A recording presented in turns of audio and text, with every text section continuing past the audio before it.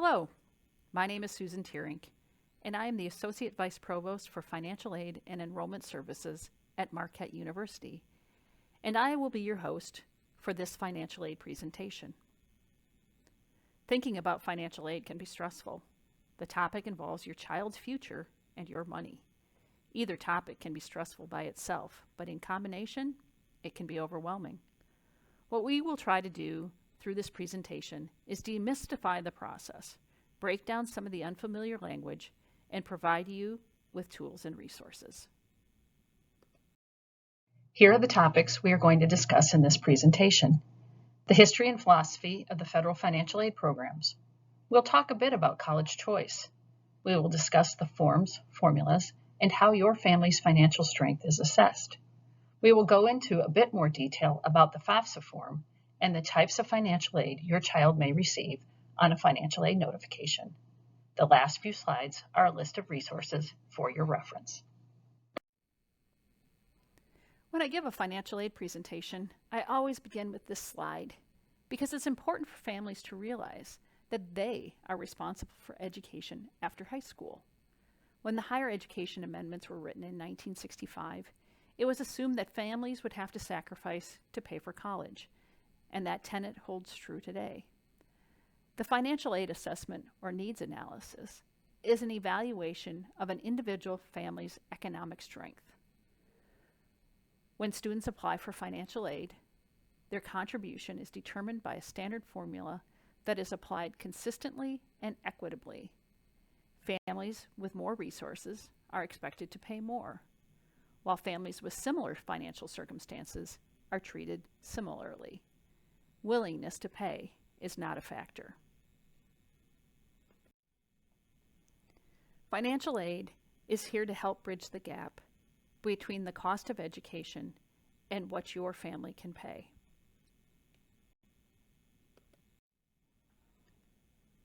College choice must be rational.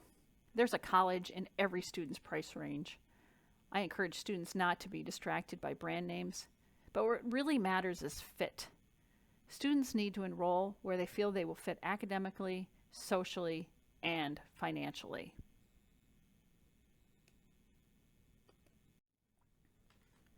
There are several forms you and your child may need to complete in order to apply for financial aid. The first of these is the FAFSA Form, or the Free Application for Federal Student Aid. The operative word is free. There is no cost for completing the FAFSA Form. It is the one form, no matter where your child decides to enroll, that is required at every school or university in order to apply for financial aid. There has been some perceived difficulty in completing the FAFSA form.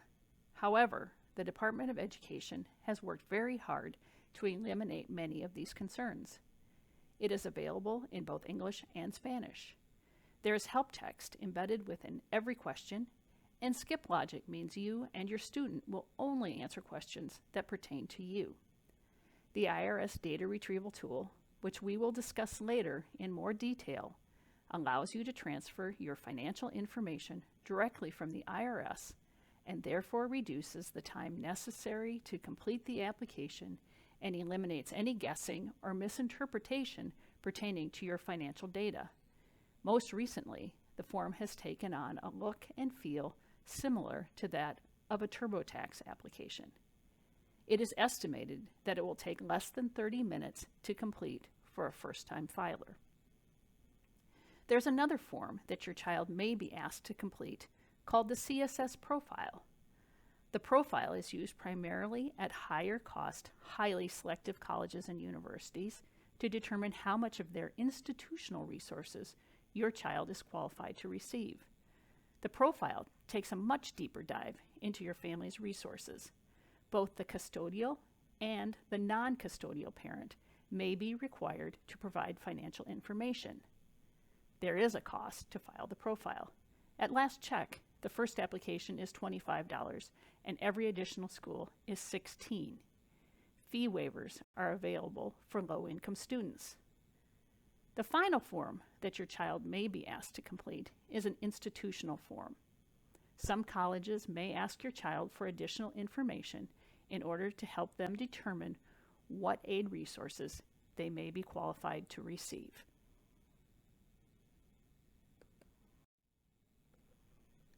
The process for assessing a family's ability to contribute toward post-secondary education is called needs analysis. It begins with completing the FAFSA form and results in one number called the EFC, or expected family contribution. Another way to think about the EFC is as an eligibility index, which helps the college or university determine what types and amounts of financial aid your student is eligible to receive.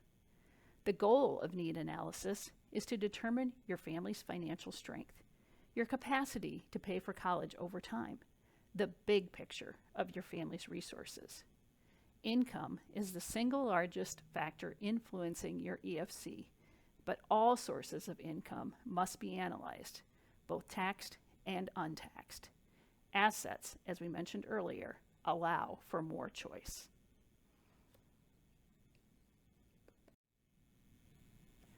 Before we dive into the details of how an EFC is calculated, let's make sure we are all on the same page with some of these terms. Your taxable income is reported on your tax return, so that's fairly straightforward. You are also required to report any untaxed income you may have. While not a complete list, the most common types of untaxed income include your annual contributions to your retirement or pension accounts, 401ks, 403bs, SEP, or simple accounts. Untaxed income also includes contributions to your health savings account and any child support received for any children. Assets also need to be reported on the FAFSA form. Let's start with two big ticket items that are not included as assets on the FAFSA: your primary residence and the value of your retirement accounts. You just heard me say a moment ago that you had to report your annual contributions to your retirement accounts as untaxed income. But to be clear, the value of your retirement accounts and the value of your home are not reported. So what assets are included on the FAFSA? Any stocks, bonds, and money market accounts or second homes you may own. When reporting your assets, you are reporting the net value of the asset as of the day you sign the FAFSA form. What do they mean by net value? That's the value of the asset minus any debt held against it. Remember, the value is calculated as of the day you sign the FAFSA form. One other asset you need to include on the FAFSA is the value of 529 plans. 529 plans are reported as the asset of the parent, even if owned by the student with him or herself as the beneficiary. It will become clear to you in a moment as to why these plans are reported as an asset of the parent. It is important to note that you must report the value of all 529 plans you own, even those where the beneficiary is another child in your household. Now that we have defined these important terms, let's dig into the FAFSA formula. As I mentioned at the start of this presentation, both students, to the extent that they are able, and their parents are responsible for post-secondary education. Therefore, there are two components to the EFC: the student contribution and the parent contribution. Once both components are calculated, they are added together and result in the EFC. The student contribution is straightforward.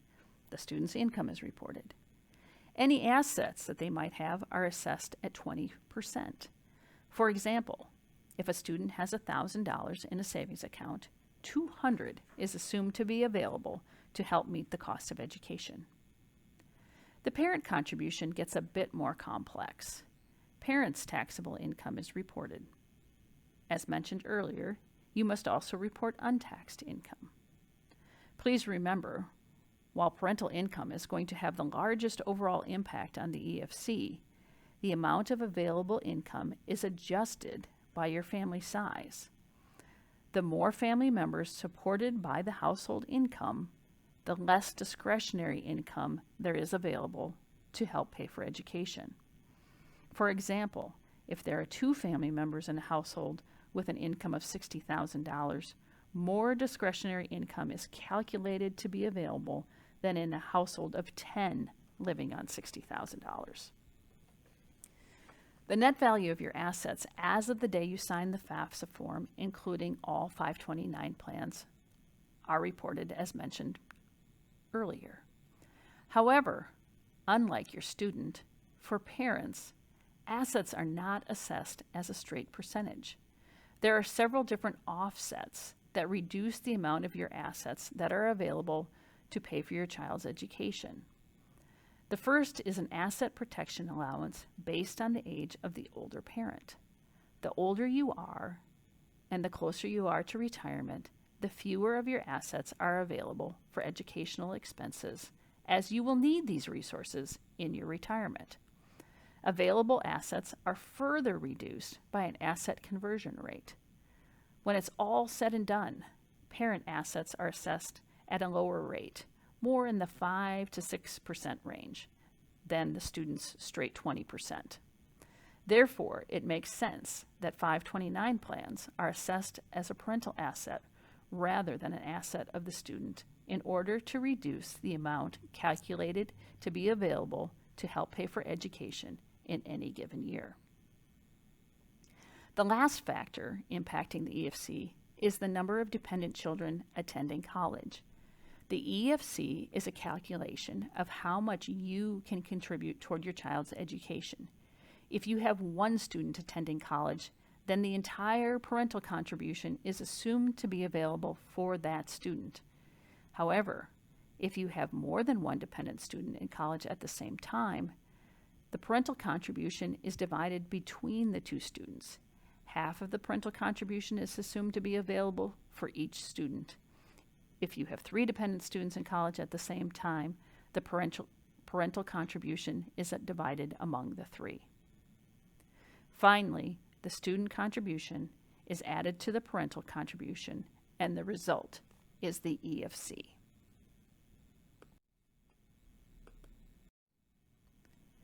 The next step in determining your student's financial need is understanding the cost of attendance. The cost of attendance is defined in federal law and must include the cost of the 6 components listed on this slide: tuition, room and meals, fees, books and supplies, travel to school, and personal and miscellaneous expenses for a 9-month academic year. Every school must calculate the cost of attendance, and the cost of attendance will vary from school to school, but will always include these 6 items. It's important to understand that the bill you will receive from a school will not be for the entire cost of attendance. Your bill will be based on direct costs, tuition and fees, and room and meals if your student contracts for on-campus housing and meals. In summary, the institution determines costs, and need analysis based on your FAFSA data determines your EFC or your family share.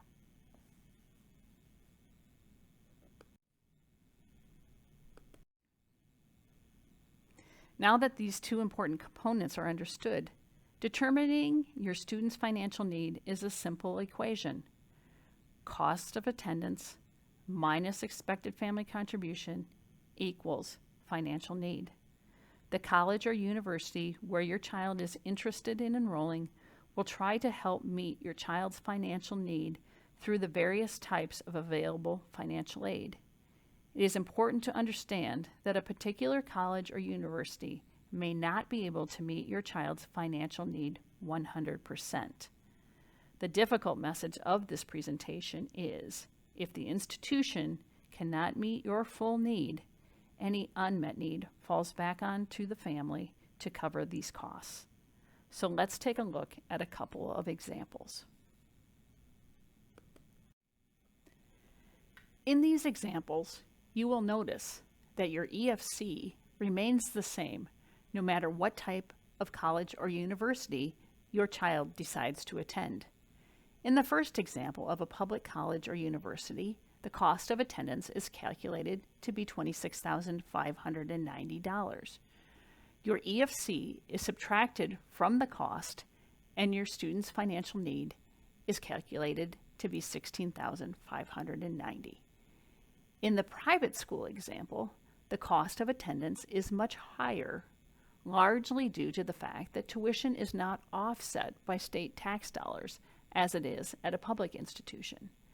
As mentioned, your EFC is the same regardless of the type of school your child attends, but their financial need is much higher at a private institution as the costs are higher. The calculation is simple, but the reality is, if the private institution cannot meet your full financial need through financial aid, any remaining costs fall back on you as a family.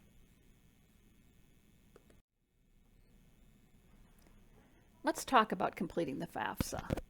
In order to apply online, your student and at least one parent must obtain FSA IDs, which authenticate your identity and are used as your electronic signatures when completing the FAFSA.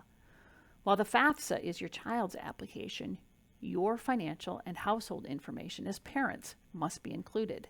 Therefore, both the student and his or her parent must sign the form. A FSA ID is a unique identifier tied to each individual and therefore should not be shared with anyone else for any reason. This is a screenshot of what you will see when you apply for an FSA ID. When you click on the Start Here tab, make sure to select the appropriate school year, 2022-2023. There are 4 main sections to the FAFSA form. Remembering that the FAFSA is student-specific, the first section asks questions related to the student's identity and demographics. The next 2 sections refer to the students and their parents' financial information. Remember, when completing the FAFSA, everyone follows a standard process. For students applying for financial aid for fall 2022, you will complete the FAFSA using the students and their parents' 2020 tax information. Part of simplifying the FAFSA was the introduction of the IRS data retrieval tool. When completing the sections of the FAFSA related to the students and their parents' tax information, you will be asked if you would like to use the IRS DRT. If you agree, and I would encourage you to utilize this tool, you will be taken from the FAFSA to the IRS website. You will be asked again to confirm that you wish to use the DRT. Once you agree, your tax information will be extracted from your tax return and entered into the appropriate questions on the FAFSA. This eliminates any misinterpretation of questions or any accidental errors. The right information is entered into the correct questions on the FAFSA. When the data comes across, it will be masked to protect your privacy and prevent identity theft. You will see a message that states, "Transferred from the IRS," next to each transferred data element. As long as you do not change the answers, the primary tax questions will be complete. You will still need to enter any untaxed income and asset questions when you get to that area of the application.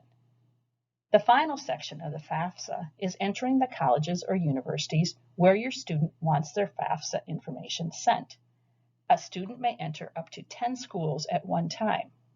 However, if they are applying to more than 10 schools, they need to submit the FAFSA, wait a couple of days, and re-enter the FAFSA on the Login tab.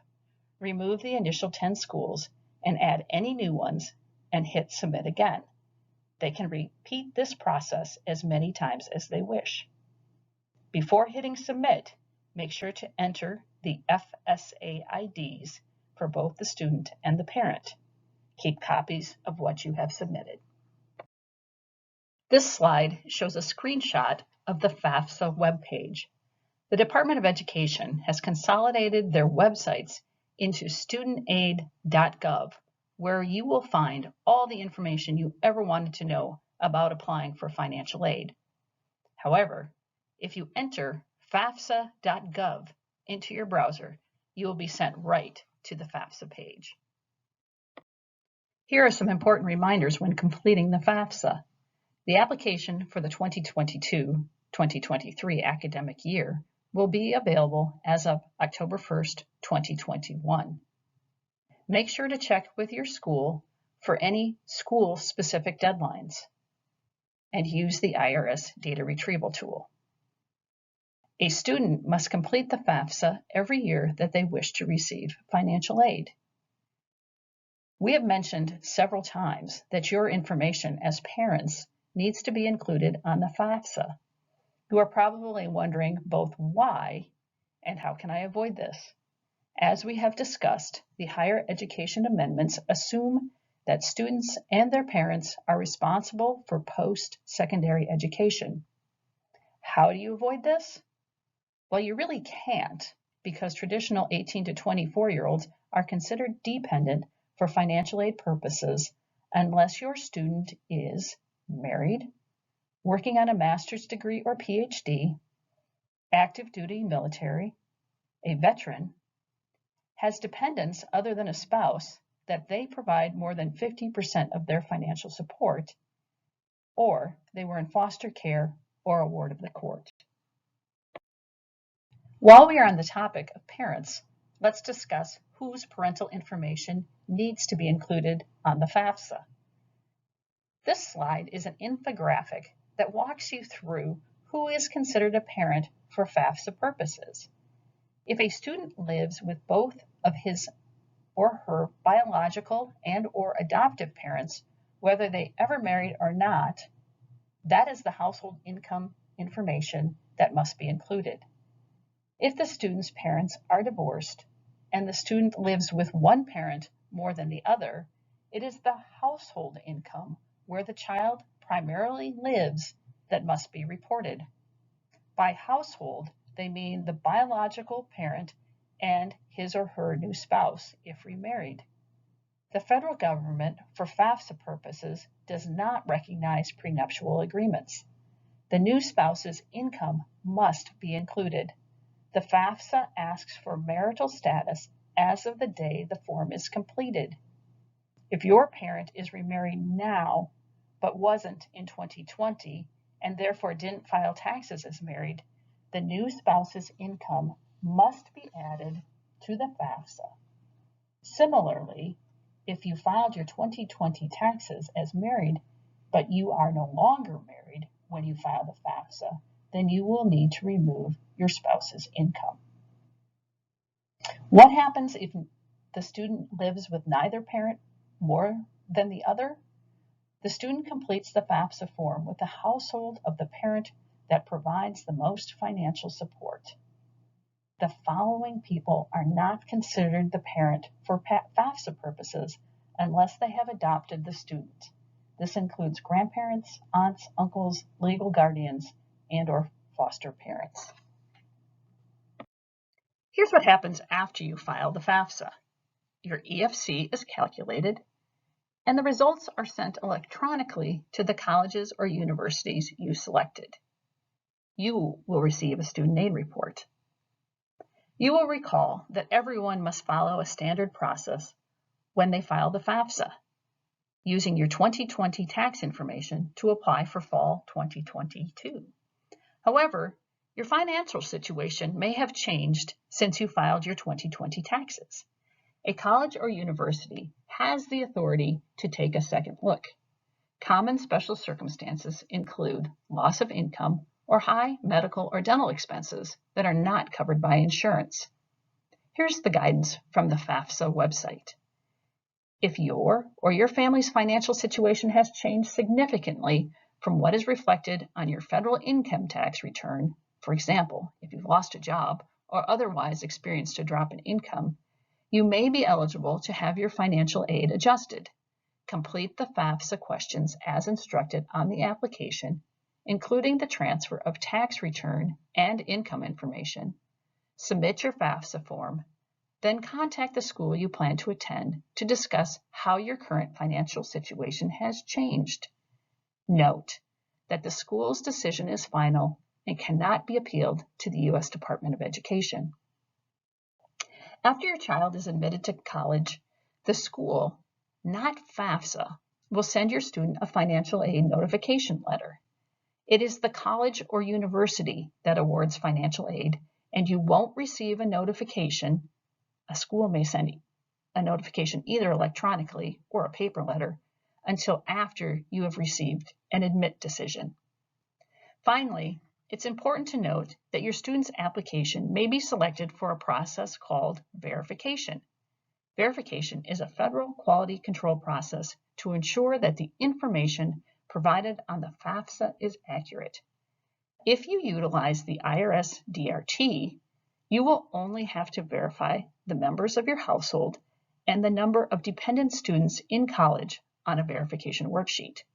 However, if you did not use the IRS DRT, in addition to the verification worksheet, you will be required to submit a tax return transcript directly from the IRS. Let's talk about the types of aid your student may receive on their financial aid notification. Remember, financial aid notifications come from the school, not FAFSA.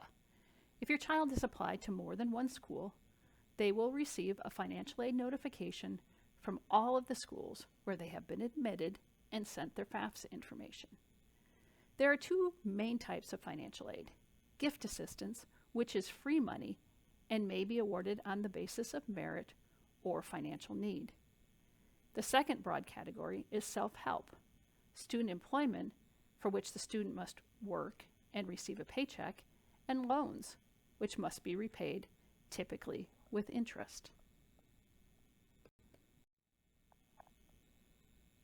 Scholarships are usually considered merit-based aid and are awarded in recognition of your student's achievement, strong academic ability, a talent like music or the arts, or athletic ability. Again, this is free money and does not need to be repaid. Some scholarships require a specific enrollment and GPA in order to be renewed for future years. For example, full-time enrollment and a 3.0 GPA. I've provided the web addresses for a couple of outside scholarship search engines. These search engines are very robust, and I encourage students to use these free resources rather than pay an outside entity to locate scholarships on their behalf. While it does take some work on the part of your student to apply for outside scholarships, the payoff can be great. If your student is applying for scholarships, they should only apply to those where they meet the required criteria. For example, if a scholarship requires a 3.0 GPA and they don't meet that GPA requirement, applying will not be a good use of their time because they will not be considered. Grants, like scholarships, are free money. Grants, however, are typically awarded on the basis of financial need. Remember our simple equation, cost of attendance minus EFC equals financial need? Most grants require that the student have financial need. The basic federal grant is the Pell Grant, and it is available for students with the highest financial need, an EFC of 5,846 or less. The maximum Pell Grant award is $6,495. SEOG, or Supplemental Educational Opportunity Grant, is a pool of funds given to a school to be awarded in addition to the Pell Grant. Not every school will have SEOG funds, and those that do will not necessarily have the same amount of funds available. I encourage students who may be Pell eligible to complete their FAFSAs early and get first in line so that you have an opportunity to receive money from all available resources. TEACH is a grant available to students who wish to become teachers. In order to be eligible, a student must commit to teaching in a high-need school, in a high-need subject, for a specific period of time. If the student is unable to meet the required commitment, the grant becomes a loan with interest due back to the date that they originally received the grant. While this is a generous grant, I recommend that students be very certain of their career choice before accepting these funds. Wisconsin has a state grant program at all Wisconsin institutions for students who meet the need-based eligibility requirements. At private schools, the grant is called the Wisconsin Grant. In order to receive the maximum grant of $3,650, the student's EFC must be $14,839 or less. Students must be Wisconsin residents and enrolled in a Wisconsin school. The grant does not travel out of state. Finally, many institutions, particularly high-cost private schools, will offer need-based grants to help offset the higher cost of tuition. There are two types of student employment at most institutions: federal work-study and regular campus employment. When a student participates in campus employment, they work and receive a paycheck based on the number of hours worked and the hourly wage rate. The paycheck is given to the student, it is not directly applied to their bill, and the student may use the funds for any educational expense. It is a great way for a student to earn money to meet their personal expenses. Federal work-study is awarded on the basis of financial need, cost of attendance minus EFC equals financial need, and a portion of the wages comes from federal funds. While regular campus employment does not require financial need, so anyone can get a job, the entire wage comes from university funds. It is important to note that studies have shown that students who work part-time on campus, 10 to 15 hours per week, do better than their peers who choose not to work. Students who work are more engaged on their campuses and develop time management skills. Student loans are considered financial aid. They are backed by the federal government and have a number of built-in safety net features. The Federal Direct Stafford Loan Program has two different components: subsidized and unsubsidized. To be eligible for a subsidized loan, the student must qualify on the basis of need. No interest accrues on a subsidized loan as long as the student remains enrolled at least half-time. After the student graduates or drops below half-time enrollment, there is a 6-month grace period where no interest accrues and no payment is due. Once repayment begins, interest will then be charged. Need is not a requirement for the unsubsidized loan, and therefore any student may borrow.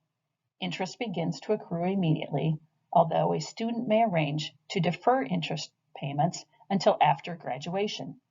If the student chooses to defer interest payments while in school, the interest will accrue and at the time of repayment will be added to the principal. This is called capitalization and results in the student paying interest on interest. Unsubsidized loans also have a 6-month grace period where no repayment is due, although interest continues to accrue. Subsidized and unsubsidized loans have the same terms. The interest rate is a variable fixed rate that adjusts annually on July 1, but once a loan is borrowed, the interest rate remains the same for the life of the loan. The current interest rate for undergraduates is 3.73%. Standard repayment term is 10 years. The amount a student may borrow is set by their year in school. Freshmen may borrow $3,500, sophomores $4,500, and juniors and seniors may borrow $5,500. Everyone may borrow an additional $2,000 per year, but this additional amount is always unsubsidized. I'll highlight some of the other available options to help with meeting the cost of education. The Parent Plus loan is a loan that parents may borrow on behalf of their dependent children. While any student enrolled at least half-time may borrow a federal direct Stafford loan, the Parent Plus requires that the parent borrower be creditworthy. Applying for the Parent Plus requires a credit check, but does not look at the borrower's debt-to-credit ratio, only if they have good or bad credit. The interest rate is also a variable fixed rate that adjusts annually on July 1st, and the current rate is 6.28%. The amount a parent may borrow through the PLUS program is the cost of attendance minus other financial aid. Through this program, parents may borrow to cover the cost of the EFC. Private alternative loans are non-federal educational loans offered through banks. Most national lenders offer a private educational loan. Rates vary and adjust per the schedule established by the lender, which may be annually, quarterly, or even monthly. These loans do not necessarily include the same built-in safety nets as federal loans. We talked earlier about applying for scholarships. If your student receives a scholarship, it is important to note that they must report all scholarships they are receiving to the school where they plan to enroll. Per federal regulation, all sources of financial assistance must be made known to your student's school. Most schools will also offer a payment plan. For a small enrollment fee, any remaining costs after financial aid will be divided into 4 or 5 monthly payments per semester. As long as the payments are made on time each month, there is no additional charge. Be sure to take advantage of any of the tax credits you may qualify for, either the American Opportunity Tax Credit or the Lifetime Learning Tax Credit. And we talked earlier at length about 529 plans. The next 3 slides are for your reference, but there are a couple of items I will highlight.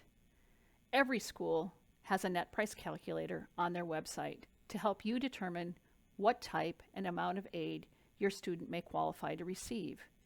It's important to note that net price calculators provide an estimate, not a guarantee, of what your child may receive, so use this tool carefully.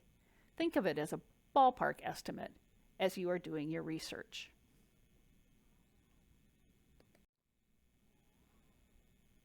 On this slide, I provided some information on cost comparison tools.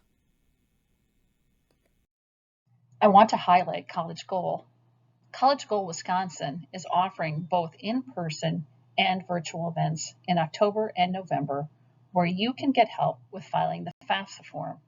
There will be financial aid professionals available to assist you with your specific questions during these events. This brings us to the end of our formal presentation. Best wishes to you and your students as they begin their college search.